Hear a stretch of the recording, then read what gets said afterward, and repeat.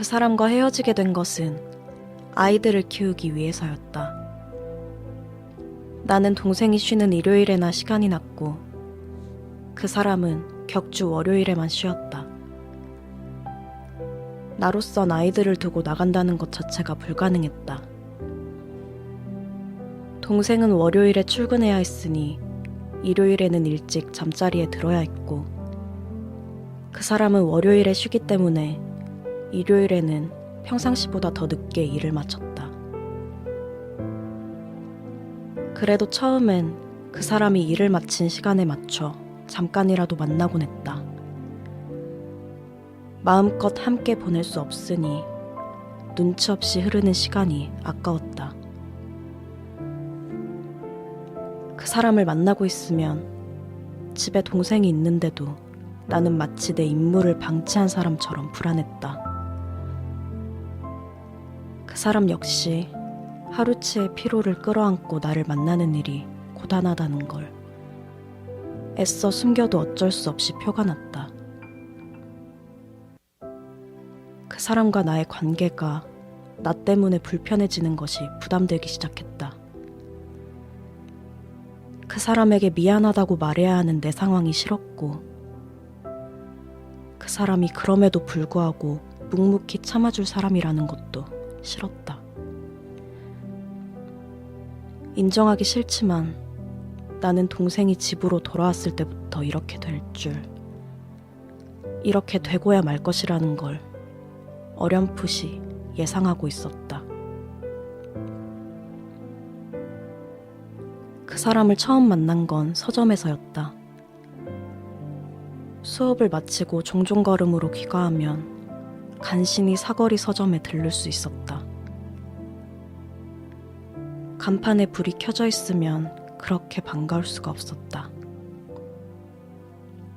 오전엔 아르바이트를 했고 야간 수업을 마치면 귀가하기 바빴다. 주말엔 하루 종일 아르바이트를 해서 도서관이나 대형 서점은 늘 요원한 곳이었다. 작게나마 집에 가는 길목에 늦게라도 들를 수 있는 곳이어서 얼마나 다행인지 몰랐다. 책 봐도 돼요? 빼꼼히 고개를 내밀어 물으면 언제나 편히 보다가라고 대답하던 사람이 그 사람이었다. 나는 늘 서점의 마지막 손님이었다. 서점은 아주 작았다. 사방이 천장까지 닿아있는 책장과 4개의 작은 매대가 있었다. 책의 3분의 1은 문제집과 학습서, 나머지 3분의 1은 어린이 책으로 채워져 있었다. 남은 3분의 1 정도에 그 외의 모든 장르의 책이 꽂혀있는 셈이었다.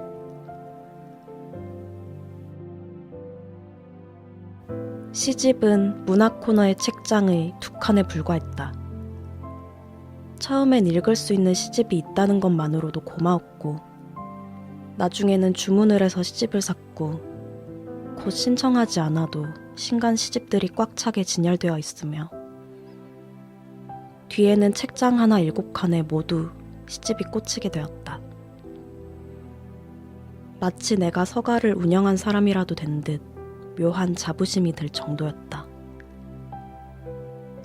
그러나 책장의 변화를 만든 것은 그 사람이었다. 나는 그 사람을 처음 만난 날을 떠올리는 것을 좋아했다. 늘 졸고 있던 중년 여성이 아니라 야무진 표정을 지닌 젊은 사람이 앞치마를 두르고 있어서 나도 모르게 서점에 들어서다 말고 멈칫했던 기억. 그날 고른 시집은 조용미 시인의 삼배옷을 입은 좌상이라는 것. 서점을 나와 사거리 모퉁이를 돌다 말고 뒤돌아봤을 때 서점 문을 닫는 그 사람과 눈이 마주쳤던 것도 얼떨결에 둘이 동시에 몽례를 했던 일까지 마치 어제 일처럼 선명하게 떠올릴 수 있었다. 나는 2학년 여름방학이었고 그 사람은 졸업을 앞두고 휴학 중이었다. 복학할 때까지 고모님의 일을 돕는 중이라고 했다. 정오부터 마감 시간까지가 그 사람 담당이었다. 그 다음에 그 사람이 복학 가기 전까지 근 두어 계절 동안 나는 매일같이 서점을 들락거렸다. 밤에 서점은 대체로 손님이 없었고 거리에는 띄엄띄엄 보이는 사람들이 전부였다. 그 사람과 나는 등받이가 없는 엉덩이가 동그란 철제 의자에 앉아 종이컵에 담긴 믹스커피를 아주 천천히 마시며 이야기를 나누곤 했다. 주로 내가 이야기를 많이 하는 편이었다. 오늘 고른 시집은 어느 시인의 책이며 그 시인은 어떤 시를 쓰는 사람인지, 그이가 쓴 시가 왜 좋은지, 혹은 마음에 드는 구절을 그 사람에게 직접 읽어주기도 했다.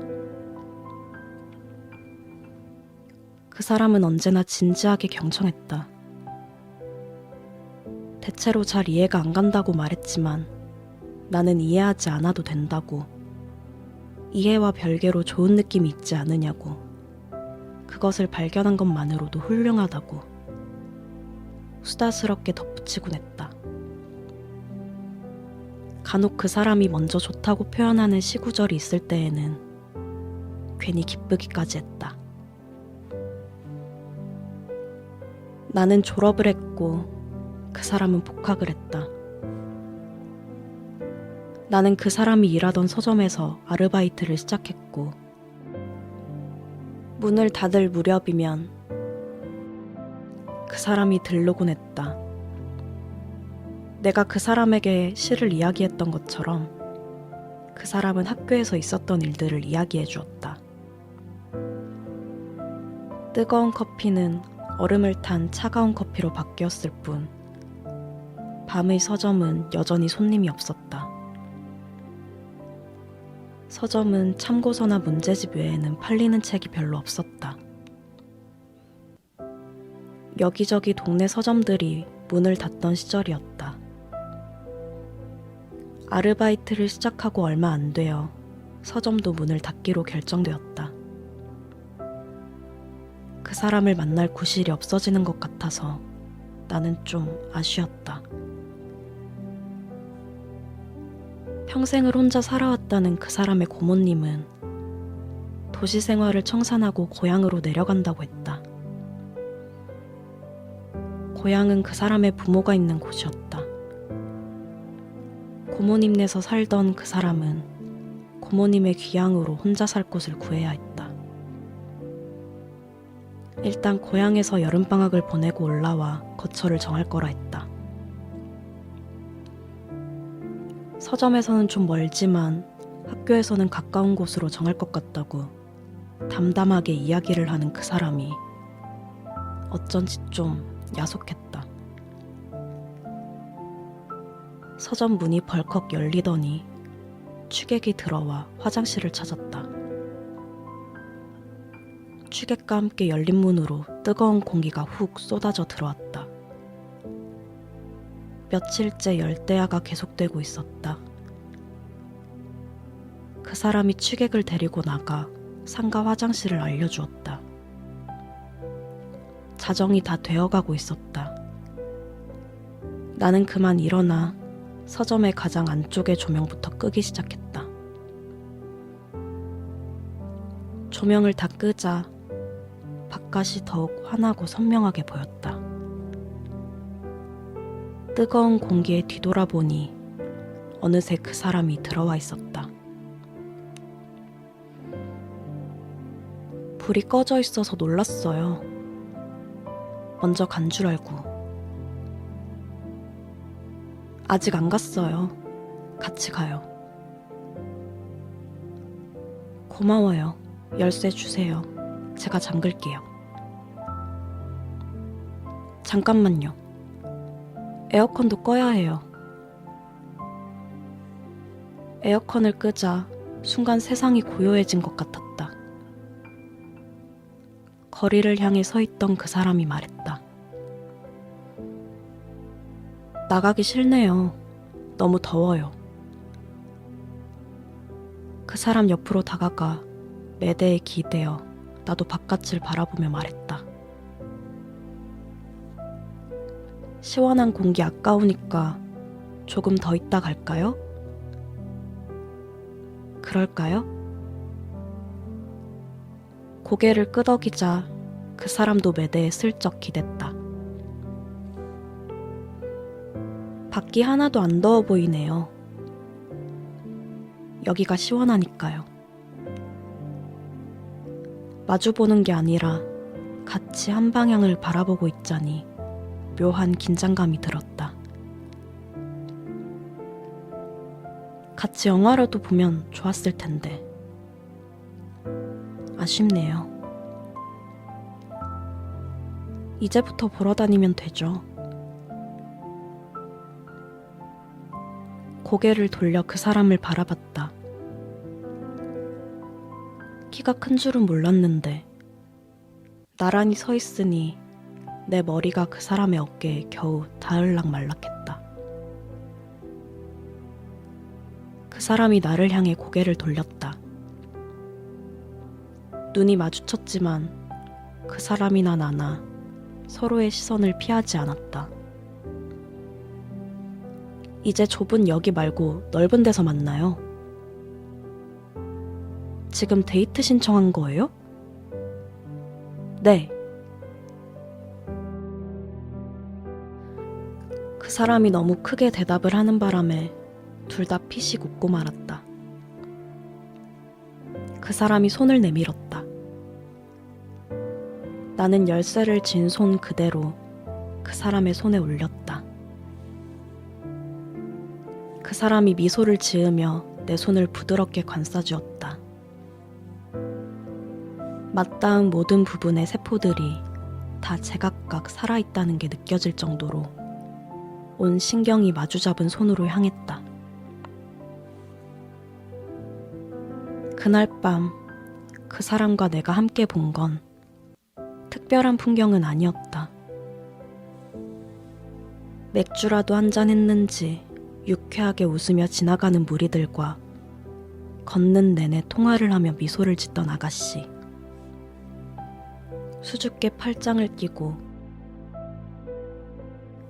종종걸음으로 사라졌던 교복 입은 어린 연인들과 쪼르르 줄지어 부지런히 제 갈 길을 가던 길고양이 4마리.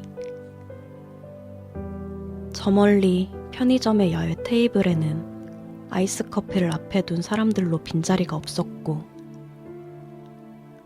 정류장에는 막차를 기다리는 사람들이 저마다 손부채질을 하며 더위를 이겨내고 있었다. 날씨와 상관없이 배달 오토바이는 거리를 활주했고, 신호등이 바뀔 때마다 한 무더기의 차들이 오고 가기를 반복했다. 여느 날과 다를 바 없는 무수한 어느 날의 여름밤이었으나 그 사람과 나는 열대야에 딱 맞춤한 장면으로 기억되었을 것이다. 어쩌면 오래도록 잊히지 않을 순간이라는 것도 짐작했을 것이다. 그것을 잃고 난 후 이제 나는 그 어떤 것도 잃을 수 있게 되었다. 그 사람과 나는 서로를 얼마나 사랑했을까? 그걸 가늠하고 헤아리는 건 의미 있는 일일까? 나는 고개를 저었다. 사랑은 그 자체만으로도 제 의미를 다하는 상태였다. 사랑하기까지의 시간과 사랑한다는 고백까지의 시간이 제일 황홀한 것도 바로 그런 까닭이었다. 서로의 사랑을 확인하면 그 다음의 순서는 사랑을 즐기고 사랑을 누리는 것이 아니라 결국 헤어지는 것뿐이었다. 세상에 영원한 건 없고 변하지 않는 것도 없다. 그러나 그 사람과 나는 미처 준비한 것이 없었다. 그 사람과 나는 이별을 극복할 방법을 몰랐다. 무엇보다도 내가 그 사람을 밀쳐내는 일이어서 나는 그 사람보다 훨씬 더 괴로웠다. 고통의 무게를 나눠 가질 수 있다면 내가 그 사람의 고통까지 모두 짊어지고 싶었다. 당신의 감정보다 동생분 살 길이 더 중요한 거죠? 나는 고개를 끄덕였다. 당신의 행복보다 가족이 더 중요하고요. 나는 또 고개를 끄덕였다. 내가 짐을 나눠 짊어지는 것도 싫고요. 끄덕끄덕. 도대체 나는 왜 그 가족 안에 포함시켜주면 안 되냐고요. 혹시라도 그러자고 할까봐, 제발 나를 도와달라고 할까봐. 나는 입술을 꽉 깨물고 신음을 삼켰다. 나는 고개를 숙이고 덜덜 떠는 그 사람의 손을 잡아 내 가슴에 품었다. 그 사람의 길고 긴 탄식에 가슴이 미어졌다. 거친 호흡을 가라앉힌 그 사람이 내 손을 뿌리치고 자리에서 일어났다. 그러곤 테이블 위에 있던 반지 상자를 바지 주머니에 놓고는 주저없이 뒤돌아 나갔다.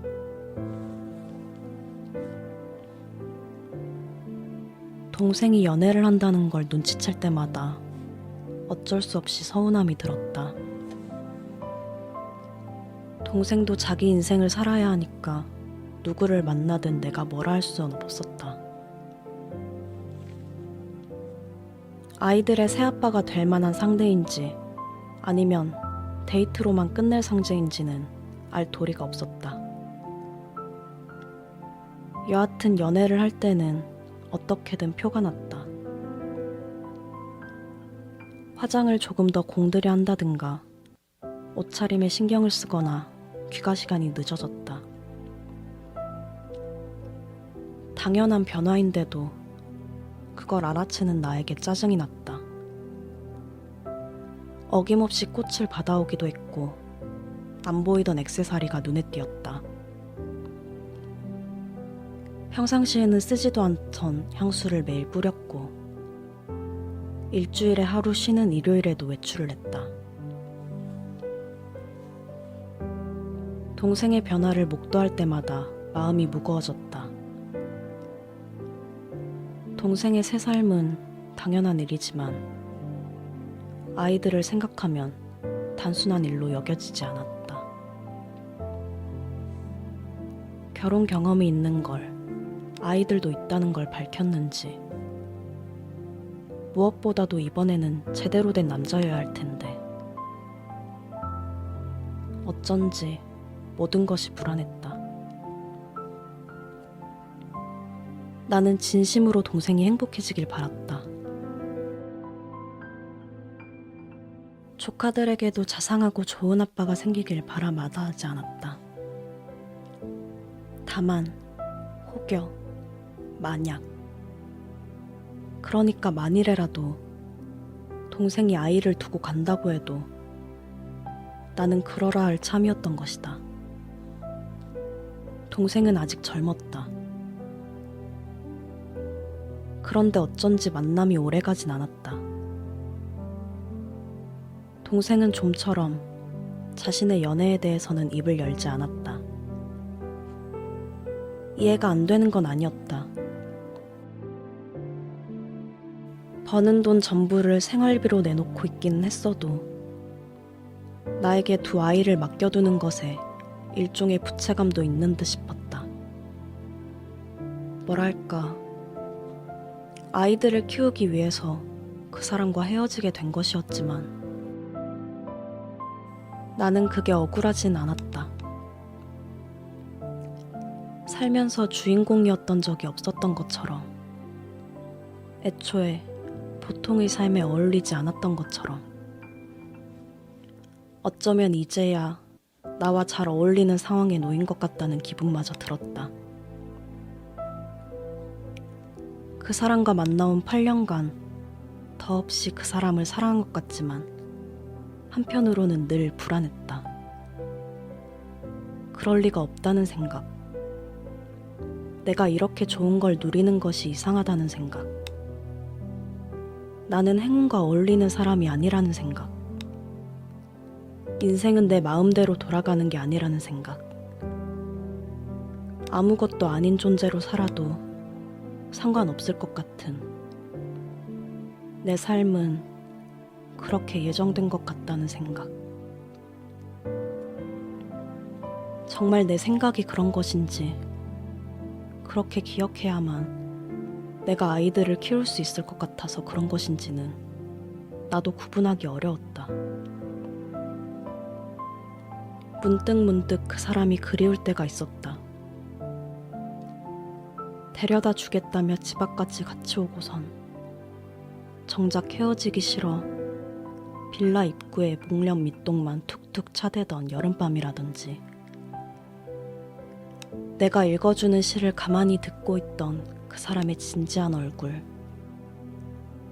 막 잠이 들었을 때 파르르 떨리던 그 사람의 속눈썹이라든지,